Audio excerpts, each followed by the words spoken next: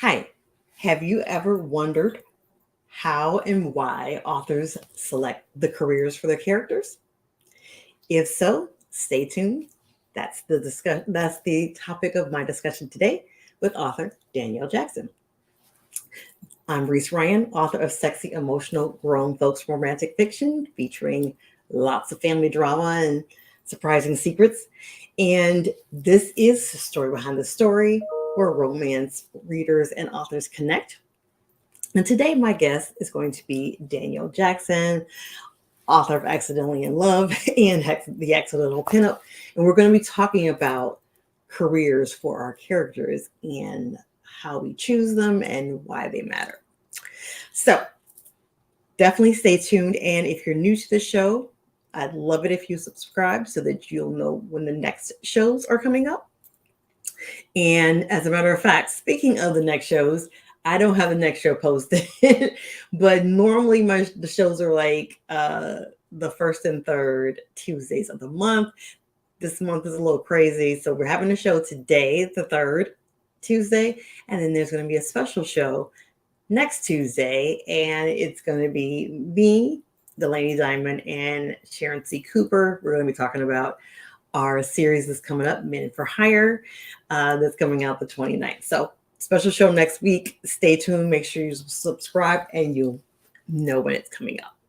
So if you're watching us from Facebook, welcome.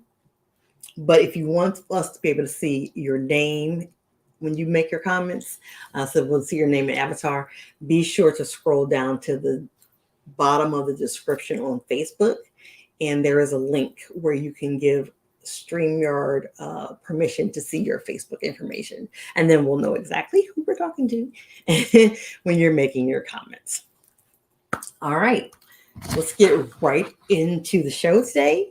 And so I'm going to start off with, first of all, introducing and bringing on my guest for today, Danielle Jackson. Hello. Hello, Danielle. How are you? Good. I'm so good. Thank you so much for having me on tonight. I'm so excited to chat with you. And we'll get into those gorgeous covers of yours in a minute. But first, for anybody who's unfamiliar with you, tell us a little about who you are and what you write. Yeah. So like Reese said, my name is Danielle Jackson. I write contemporary romance. I live outside of Chicago in the western suburbs. I've lived out here most of my life, except for when I went to college. And I love Chicago is the city of my heart. So far, almost all of my books have been set in Chicago, including ones that I'm working on that haven't been published yet. And I think it's a great place to grow up and live and, raise my family. I have a 9-year-old daughter and we live, like I said, I live out here with my family. And I'm trying to think of I think one of the most interesting things about me is that I have worked on almost every side of the publishing process. So I started out I was an English major in college, graduated, got a job with an independent publisher outside in the suburbs of Chicago, Source Books, which is a publisher I know a lot of people are familiar with. I actually was the very first publisher or Source Books Casablanca publicist. So I worked on romance novels. After that, I worked for a book review website. I've also worked at an independent bookstore as an events coordinator, and now I'm an author. So I've kind of taken all of that background, and really the biggest thing that background has done is kind of let me stay grounded in this whole publishing process. But I think I know a little bit more than the average kind of newer romance author, if you will. Wow. I knew some of those things, but I didn't know the part about you being a publicist in Casablanca. Wow. Mm-hmm. You have been on all sides. Yeah. So tell us a little bit about how you got started writing romance. Yeah, I mean, that goes back to way back when I was far too young, stealing my mom's romance novels. I know a lot of fellow romance authors have this story where they're taking them from their mom or their grandma or, a family member like that. I definitely was one of those kids. I read anything and everything I could. And my mom is what it was a big reader then. She still is now. She reads like 5 books at a time. She's one of those people. And so I was always taking, I would just see them and I would take them, and they were all, it was like, we would go to the grocery store and she would pick up like a Harlequin series title, you know, just whatever was there on that end cap. And I think because they were so small, like they just seemed like perfect for like, you know, tween hands, like 10 or 11. Like I was young reading these books, no idea what was going on. But like I said, I went to college, I was an English major, and then working in publishing and really being kind of pushed into the romance space. Like of course I read romance novels, but I did not know the community that was there. And I think that's really when I was learning about what was working and what wasn't working in the romance industry at that time, really being and immediately being embraced, being like, oh yeah, you work for a publisher that publishes romance, like you're one of us, like come on in. That was really, I think, what drove me to keep that in the back of my mind. I was always a writer. I've always had stories running in my mind. And then when I really did sit down to write a book, I was like, romance is it. What else would it be? Yeah. That makes sense. I love it. Okay. So first, let me just say really quickly, thank you and good evening to you. And again, if you are on Facebook and you're commenting and you want us to be able to see your name and your avatar, you have to scroll to the bottom of the description there on Facebook and click that link to give StreamYard permission to be able to see your Facebook information. So we'll be able to see who it is who's saying good evening to us. So Danielle, your newest release is Accidentally in Love, which is a great title, first of all. And the cover is gorgeous. Do you have the cover? I was gonna say, let me grab it. It's like yeah. Do you have, make sure you grab both books so we can see those gorgeous covers. It's so pretty. Yeah. Okay. Here's the new. Here, wait. I got stuff in that one. Here we go.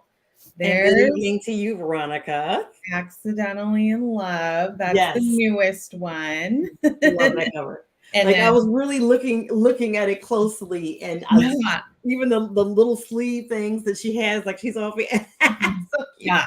And then that's the first book, The Accidental Pinup. I have to give props where props are due. Lenny Kaufman. I knew it was a Lenny Kaufman. She's done such amazing work. She did the covers for Mimi Grace. She does them for Olivia Dade. Charlotte Stein has a book coming next, I think, or at the end of this year that she did the cover for. And Lenny is she's an artist. I mean, she did Right Here Don't Care for Karen Booth. When I looked at that cover right away, I'm like, that's a Lenny Kaufman cover. Yeah. I know it is. That's fantastic. I love it. So tell us a little about the premise for Accidentally in Love. Yes. Okay. So Accidentally in Love is set over a summer in Chicago, which I think Chicago is one of the best cities to spend the summer in. So highly recommend, come visit and let me know. I'll give you recommendations. But it focuses on a woman named Sam. Her full name is Samantha, but she goes by Sam. And she is kind of at a crossroads, like in her career. She's kind of at that point where she could stay in the position she's at, which she's happy with. She likes it. Or she could do something else. And the idea of doing something different is really just stuck in the back of her mind. So she's kind of going through that. She's also suffering from a bit of burnout, which I think a lot of people can relate to right now. Yeah, we were talking before. Yes, we got it. She's the office manager of a very popular boudoir and pinup photography studio. But as the office manager, she's kind of the catch-all. Like she literally goes and buys the office supplies, but she also fills in for the photographer if the main photographer has something else going on. She orders everyone lunch every day. Like she is the go-to person. She keeps the schedule, and she's preternaturally organized, but it's catching up with her, and she is not the type of person to say no. Like she'll say yes to prove that she can get it done. Like that's kind of her favorite thing, but it's starting to catch up to her. And on top of all of that, there's this guy who keeps showing up and hanging out. His name is Russ. He works at a restaurant, and he's kind of been welcomed into this friend group, this really like fun found family that Sam is a part of. And they all go to this restaurant, they hang out there. And so he's the type of guy who has bounced around the country. He kind of goes wherever he finds a job. He really doesn't like set roots down anywhere, but he gets into a little bit of money trouble at the end of the first book. And he comes home to Chicago with his brother. His brother was the hero of the first book. And he is in Chicago and he's working at this restaurant, and he's kind of like, I kind of like the stability in my life.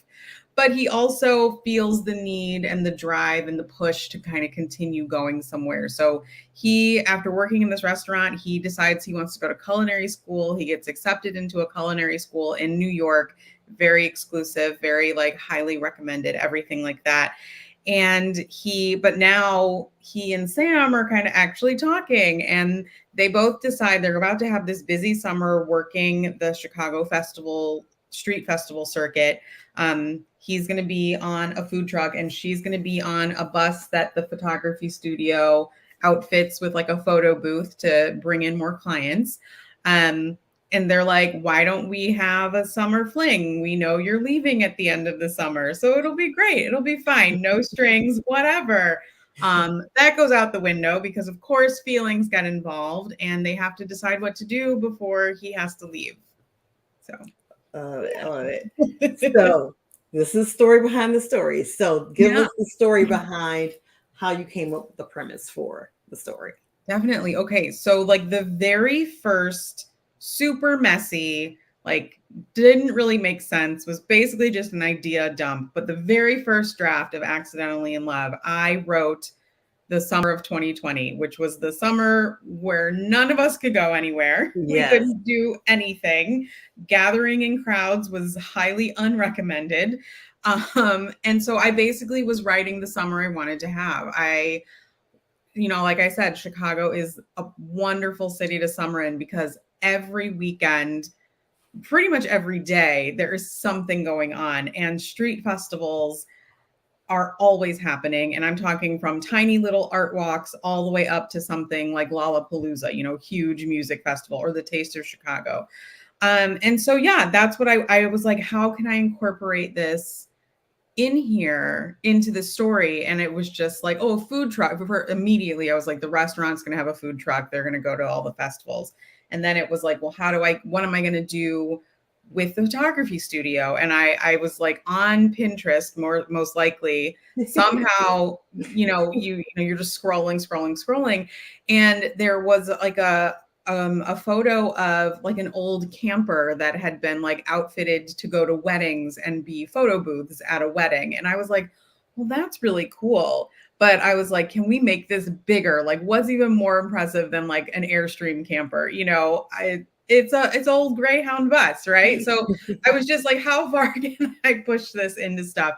And so that is really where those little seeds of like the festival started, with these two people really trying to figure out what they're doing with their lives, and then also fall in love with each other, and that's where it all started.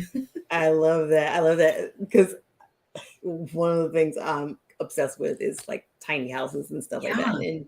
And so like I've seen several that have been outfitted from buses. Mm-hmm. And so that's the first thing I thought of when I saw this, that you had this bus that that was a little bit too. There was like a video, I think it may have been through like the lifestyle site Refinery 29 of like a woman who, instead of a tiny house, she took a bus, and it became her, instead of like an RV, she just rehabbed a bus. And I was like, that is not the life for me.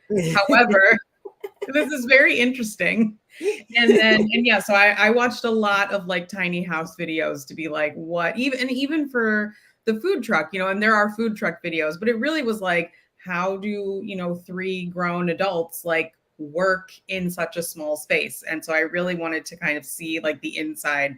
But of course, this was like, it's not like I could call up like a restaurant and be like, hey, do you have a food truck? Can I come hang out on it during the height of the pandemic? So I did a lot of YouTubing to figure this stuff out. Yeah, it's amazing all the things you can learn and all the places you can be privy to went through YouTube. So Yeah. I love it. I absolutely love it. So good morning, right? Good evening to you, Morgan. Thank you so much for joining us. And a Facebook watcher earlier said, nice book cover. They are indeed Thank you. gorgeous. Yeah. And Cassandra Haywood says, sounds like a good storyline. Thank you. So we're talking about careers today. So in your first book, The Accidental Pinup, Cassie and Reed were rival photographers. Yeah. And then in Accidentally in Love, Sam is this office manager who's kind of doing everything. And then you have Russ, who works in a restaurant and then goes into being a food truck operator. So what went into your character career selection? Yeah. So going back to the accidental pinup, I knew I don't know why. I mean, I was a photo nerd. I still am into photography. I was the photo editor of my high school yearbook. I'm very proud of that.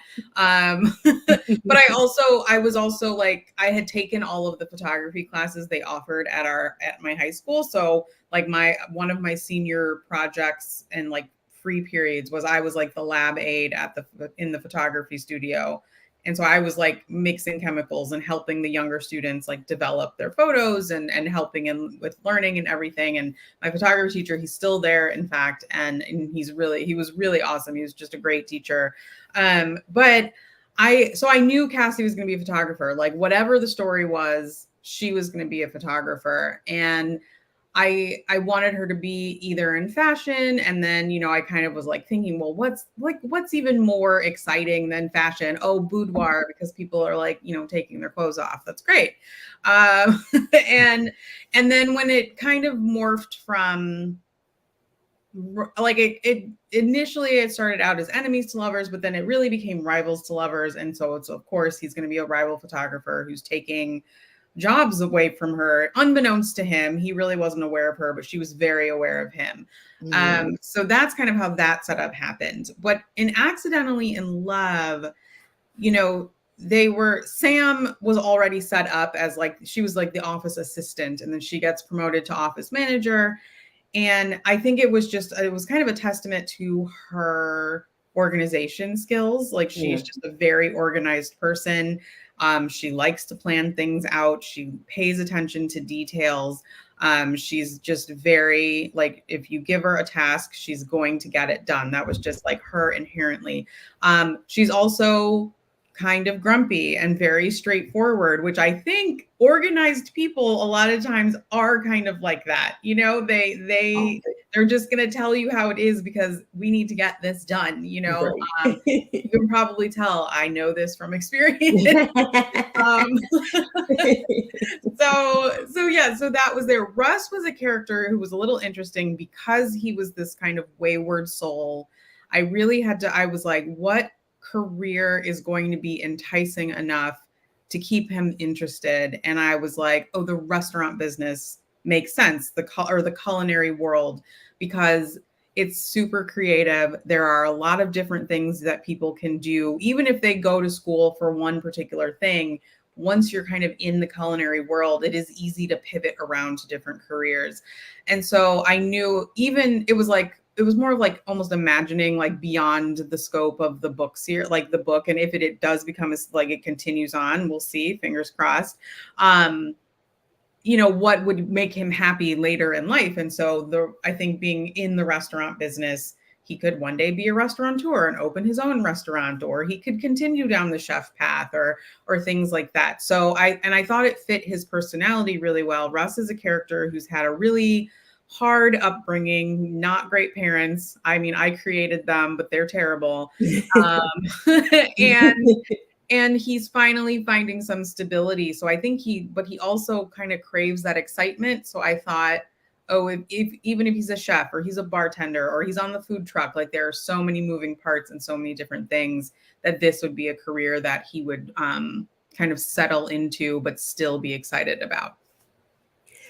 I actually like this. I mean, especially having come from writing so many like straight up wealthy men. Yeah. It's very cool to write, guys who are not that. So, Yes. that was what when I read that about Russ, about him kind of like having been in all these jobs, it reminded me of Garrett in A Return to Hummingbird Way that I wrote, because he was very much like that, like just from kind of finding himself for a long time. So by the time the book has started, he has found the thing he's good at, but he's like, it's kind of a running joke in the book. Like, when he says different things, it's like, oh, I was a bartender. I was a bouncer, or and I did this job and I did. Yeah. So that's kind of cool to feature different people and so Yeah, people who have different experiences. So I like definitely. that. So one of the things, and you told us a little bit about like what brought you to this idea of, involving the festival scene. Yes. So, but since the book does delve into the Chicago festival season, what are your favorite festivals, and what prompted you to be like, I'm definitely gonna put this, make this the center of this book? Yeah. Oh, I love this question so much. The reason I wanted to include it is because I think it's a side of Chicago people don't know about. And so like in my first book, I made sure, they didn't just like go to a Cubs game, for a date, or they didn't go see the Bean or go to the Sears Tower, which is what I'm going to call it for the rest of my life. Right. That I wanted to show different sides of the city that people don't necessarily know about. And what was kind of fun was when the first book came out, but between the first book and the second book coming out, the show The Bear got really big. Like it kind of blew up out of nowhere, and it's about a hot chef. He kind of has some similarities to Russ, even though I wrote this book before The Bear came out, but I'm just putting it out there. But also the book takes place in the neighborhood where the Bear really is, where the restaurant or on the Bear is. It's also called The Bear. So, yeah, that's been really cool. But yeah, the festival circuit, I think, is one of Chicago's like best kept secrets. Like people know about Lollapalooza and the Taste of Chicago and the fireworks displays at Navy Pier. But I mean, you can pick a neighborhood and there is going to be at some point during the warmer months, there is a street festival, and it's always on the day that you need to actually go to that neighborhood. Like one day I went down, I was like going to do like this drive through the city to go to all these neighborhoods and go to bookstores and sign my book. But the one that I like really wanted to go to, Unabridged Books, there was a street festival on the street where that bookstore is. And I was like, well, we're not going there today. There's literally but yeah, so I think, but it's so much fun. There are just people out. There's great food. Chicago is such a foodie city. There are restaurants, like major restaurants that have food trucks and vendors that are selling stuff at like highly discounted prices. And it's so fun. A few of my favorite festivals. So there's one that I talk about in the book called the Roscoe Village Burger Fest. And it's literally just all cheeseburgers, like burgers. That's all it is. Just food trucks lining the streets selling burgers. And it's like, it's a dream. I love cheeseburgers. I'm gonna go. But then there are a lot of like music-based festivals, and Chicago is again a great music city as well, especially for up-and-coming bands. So it's a great platform for bands to get noticed. There's one in Wicker Park called Do Division, and the reason I bring that up is because Wicker Park was the neighborhood my husband lived in when we were dating. So it's like we would just go, we went to Do Division as a date. And then another one, and this at the very end of the book, this is kind of like where things kind of end, but it's at a craft festival. It's called the Renegade Craft Fair. And these aren't just, embroidered pillows, but they're embroidered pillows that, say sarcastic or inappropriate sayings, or just really cool clothes that are handmade and absolutely gorgeous, and just such a fun festival. Renegade actually has Chicago was where it started, but they have them all over the country now. So that's really cool too. So yeah. So, and then, of course I included Lollapalooza because that's one of the best music festivals ever. If you can go and you can hack it, I feel like my husband and I were like, oh, should we go this year? But we were like, no, we may be too old for Lollapalooza. It's also always the same week. It's the first weekend of August, and my daughter's birthday is in early August. So I don't know if we'll ever go until like, I guess we can go with her, but then she won't want to go with us. So who knows? Lollapalooza is done with me. Yeah, I'm a huge music fan, but I'm definitely at the age of like, if I have to stand up, it's not happening. I'm sorry. The way to go is VIP, but then you have to pay for it. But Yeah. VIP Lollapalooza is great.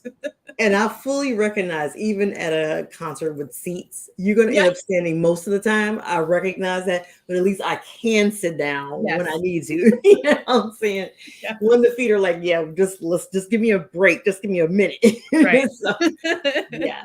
And I also love you talking about like your love for Chicago and how you have included that in your story. I always love reading stories when you can just tell that the place the person is writing about, that they have so much experience in the place, and then they have such admiration for the place. So I love that. And that was actually my first two books, Making the First Move and Love Me Not, were set in Cleveland, where I'm originally from. Yeah. And that was part of my reason for setting the story in Cleveland and trying to, like you said, show a different side of Cleveland beyond, people talking about the burning river, So yeah, I totally get that wanting to show that. And Veronica, I actually did ask that a little earlier about the inspiration for her book. So if you want to just give us a little bit of a recap of what inspired. Yeah, for sure. So the inspiration came from, I was saying, the very, very, very first messy draft I wrote during the summer of 2020, which obviously was the summer of the pandemic, the very first one at least. And so I was writing the book the summer that I wanted to have. I wanted to go to all of these street festivals, and I wanted to have fun with my friends, which I couldn't do. And so I let my characters have fun with their friends. But then also it's about two people who are both kind of they're in their mid-20s, and they're really trying to figure out what's next for them. They're kind of at that point in their careers where they kind of need to make decisions. They're either going to stay in their lane or they're going to do something different. And then of course they fall in love. And that it's actually, Sam would say it's very annoying that is happening at the same time as all like that's the type of person that Sam is. This is very inconvenient. Thank you for your question. So, what 3 tips would you give for giving a character a career that really matters in the story? Yeah, I'm obsessed with, like, when you sent me this outline, I was like, this is such a great question, because, and I can't remember where I read this or even the exact numbers, but like there's some crazy statistic about how, and I think this is very United States based, but it's like we spend most of our lives working and it's kind of depressing in retrospect. However, it is such a big part of who you are and what you do. And so I think, especially in especially in fiction, but I think in romance, it's almost a shorthand for like the perspective your character has, like kind of what they decide to do for a career. So I think my first tip is it needs to be something that your characters are completely, totally passionate about, or the opposite, or it's something that they just do because they have to have a job. And so I think Sam is a little bit of a combination of those two things. Like, she likes her job, she loves the people she works with. That's probably the most idealistic thing in my books, is that these coworkers all get along, they love each other, and they're best friends, and they want to spend time together. That's like the most fantastic element of my book. But yeah, she is at that point where she's kind of like, I feel like there's something else out there for me. And so we kind of see her grapple with that. I think adding the friendship element with her coworkers, really, it adds another layer of pressure, because she doesn't want to let her friends down. It's not just like, oh, I don't want to like do a bad job and my boss thinks I didn't do it well. It's also like, oh no, this is one of my best friends.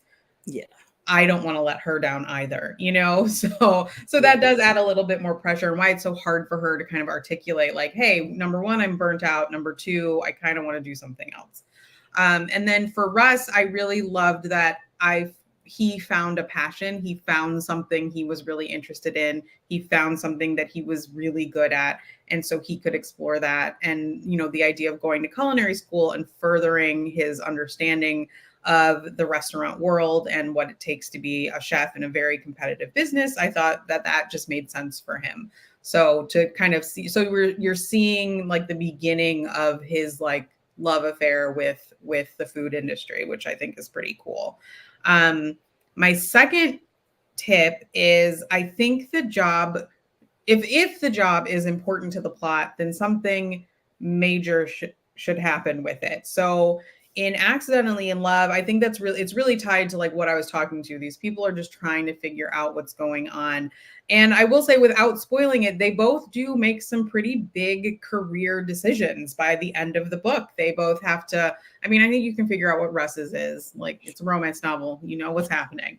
I really liked Sam's solution to her kind of problem with figuring out what exactly she wanted to do. And I will say this, I don't think is a spoiler. I think this is important for people to hear. She does eventually have a conversation with her boss, who's also one of her best friends, that says, look, I'm overwhelmed. Like, we need to change something. Like, and in that instance, she needs her friend to not just be her friend, but to also be her boss. And so if she has to tell that to, like, you know, the person who pays her, which is hard to do. And that is something that's deeply personal to me. I was really lucky when I worked at Sourcebooks. I had an amazing manager, and I was definitely at a burnt out point. And it was one of the, but I'll never forget it. But, you know, I finally, I was just like, I cannot keep going at this level. Like, if you want me to perform, I need some assistance. And I was like, I don't know if that means changing responsibilities or hiring someone or what. That's not, you know, I'm not the manager. But it's a really hard, when you're like 27 and, you know, you've never really been in that position before, it can be really hard. So I really loved that kind of character arc for Sam. And it helped her shift her focus and figure out what she was going to do next. And then my last tip is, and I think kind of this encompasses everything I said, but I think the jobs that you choose, that are chosen for characters, should show both their strengths and their weaknesses. I think work is a really easy place to show that people can get overwhelmed. And it makes sense, because I think anyone who's ever had a job knows, like, things just don't always go your way. And when that happens, that upends everything, and it kind of leaks into the rest of your life, where, you know, a lot of people take their take their work home with them, whether that's literally bringing a project home or it's just in your mind and you can't stop thinking about it. So I think that showing strengths and weaknesses are really help. And that's a nice way to incorporate, you know, moving the plot forward or setting it back, you know, even like giving your characters challenges. I love it. All of those tips I absolutely love. The idea of it should either be a passion or something that they're not passionate about, they're just doing it because they need work. And you know how it can move the plot forward, and then especially that it shows not only their strengths, because that's what we always think right off the bat, right? Is we're gonna show what a competent, wonderful, whatever, but it also gives a chance to show some of their weaknesses. And I love that. And that's one of the reasons why career is always plays such a large role in my stories, is because like you said, I feel like it's a big part of who we are. We spend so much time doing it. You know, most people spend a lot of time like preparing for whatever career they have and stuff. So yeah, I mean, it can really be a great vehicle for a story and for the character development, but also for moving the plot forward. And One Summer of Love, Lainey is an enologist, and you know, she's a scientist who helps you know, create the wine, or you know, whatever. And you know, that was a huge part of the story. Yeah. It couldn't have been anything else. That was important to the story, but it was also a passion for her, and just gave more of a background on why, gave us more background on why she became that. And that was all a part, interesting part of her character development for me. So just, I feel like that's just such a rich area that we can tap into with characters as their career. Yeah.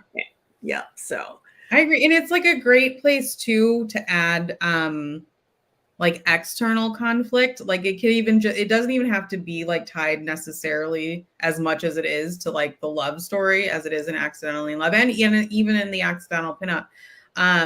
But yeah, like it adds drama. There's always like, there's always workplace drama. Something's happening. Somebody's doing something they shouldn't be.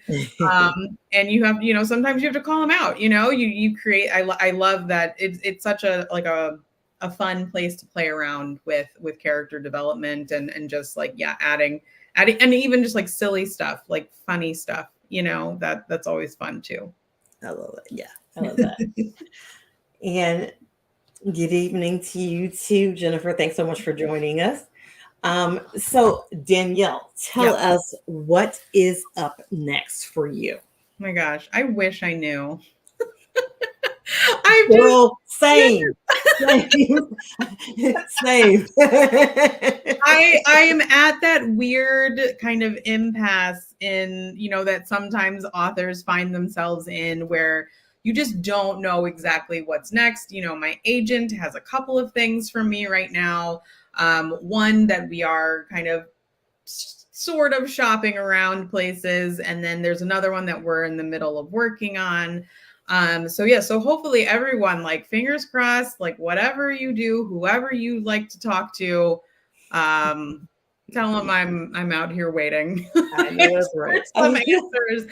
But we'll see. Hopefully, I'm working on kind of more of a women's fiction, contemporary fiction, whatever you'd like to call it.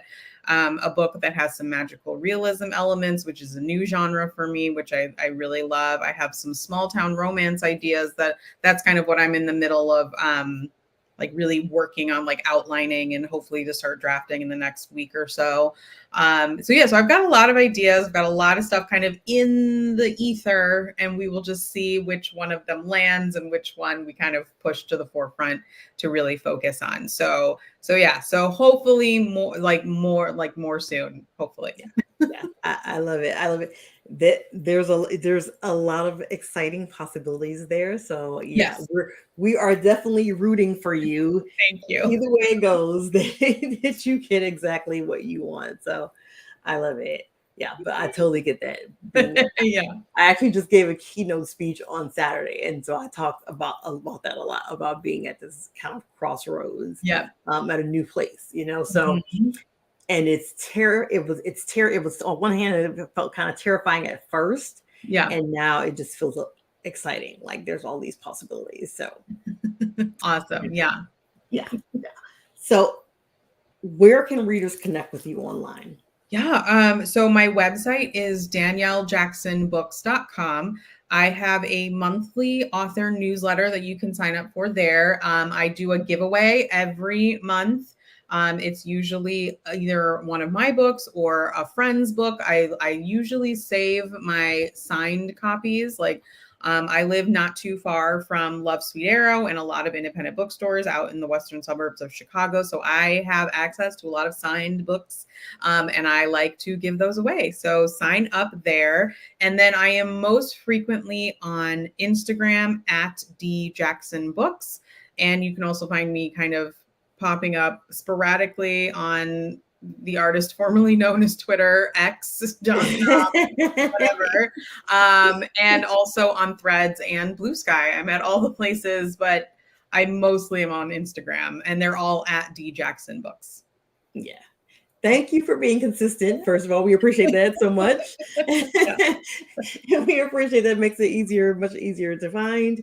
And I have not ventured into Blue Sky yet, but yeah, I'm in all the places. But like you, Instagram is my favorite place. So yes. So thank you again so much for joining us, Danielle. And then if you Danielle's website is in the description of the show, as well as the links for her books, Accidentally in Love and The Accidental PINUP, so that you can easily get those. And then from her website, you should be able to find her in all the other places that she mentioned. But since you have a consistent handle, it'll be a lot easier to find her. So that's great. So thank you again for being with us, Danielle. Yes, thank you for having me. I just want to say, you know this, I've told you this before. I'm such a huge fan of yours. So getting to spend time with you is always a dream and always a lot of fun. I was thinking too, talking about the summer of 2020, we did like a bunch of Yes. summer.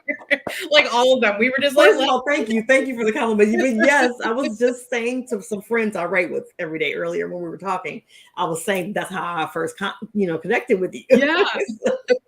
That's so fun. Thank you. It is, and it is so awesome that I get to interview you now, because you were interviewing me on those shows back then. So I love this. Yeah, makes me so love happy. it so much.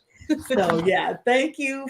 JB says he loved it, and Cassandra, thank you so much. Who also says she enjoyed it. We thank you all for being here with us and spending some time with us tonight. We appreciate it so much. So thank you, Danielle. Yeah, thank you.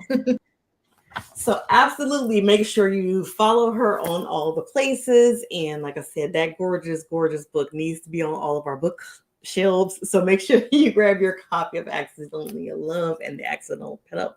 Those are such gorgeous covers. So if you enjoyed the show, be sure to hit the like button. If you're new here and you haven't already done so, be sure to subscribe.